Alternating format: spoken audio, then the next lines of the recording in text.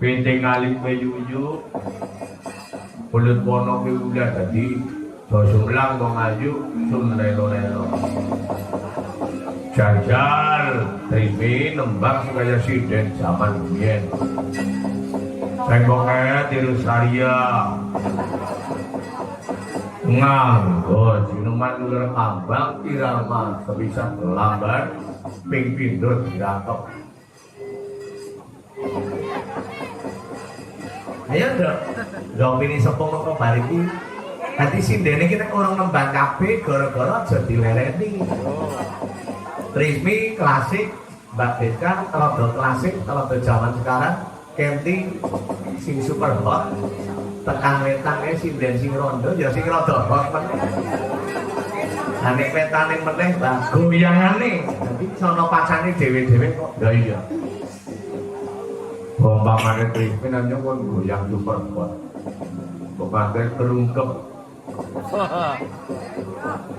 Ya iya kok anu kegedean pokok. Kanti barang agar ngibing super hot ora dadi kegedean tremos mbok terungkep. Temenan pokoknya panggalan kegedean iku. Yo Trismi, ke ujarane kon ana paksonoane kon nyombar gara-gara arep model paksonoan. Darane ora cahya ngapa? Ayo sing mageres.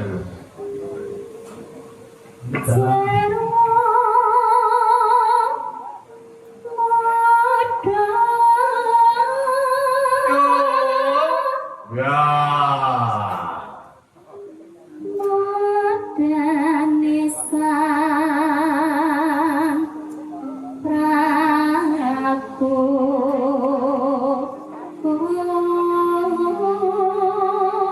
Spesial katur Ponco Seniman Mas Panggung Mas Manwir monggo.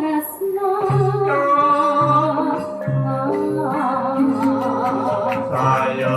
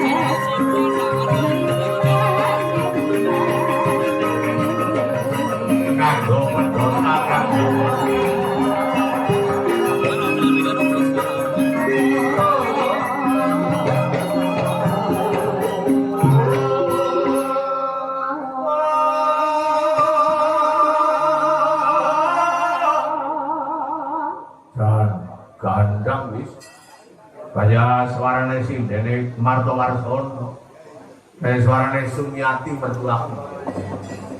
Kaki sono kan dari mertuaku kayak karo parikane sing kelingan yo iki ben. Nggih. Ora melu foto, melu ari sirabot, gule lemes, kegerebekan. Tambah tua orang tambah pinter, biasanya tambah tua kue tambah akan pikiran senang sisu Dan temenan. Ayo ayo.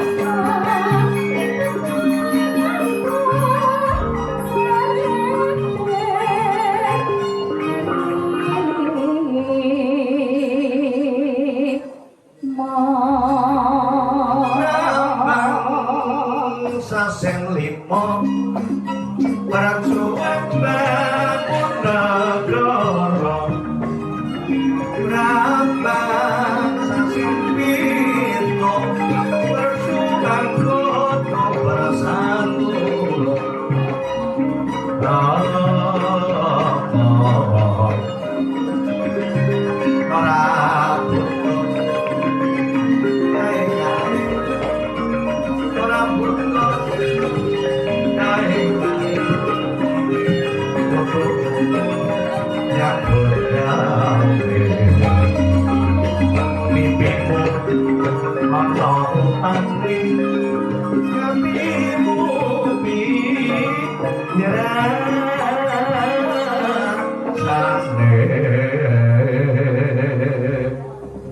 Biasalah salah piye Kang bebek ana bane ajan dodok mbok ditodol piti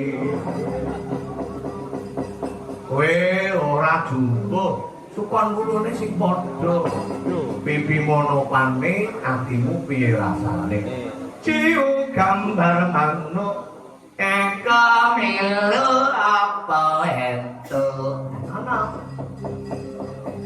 ciu sagelase eka milu salawase ciu sabotole ramane turu keton kancang Adale ora jambu kembole ketemu Adale nah tenang Kang Bawur ya pinter bener anake Semar sing pinter dewek nayong ya sing nyong lagu sing mandang perkut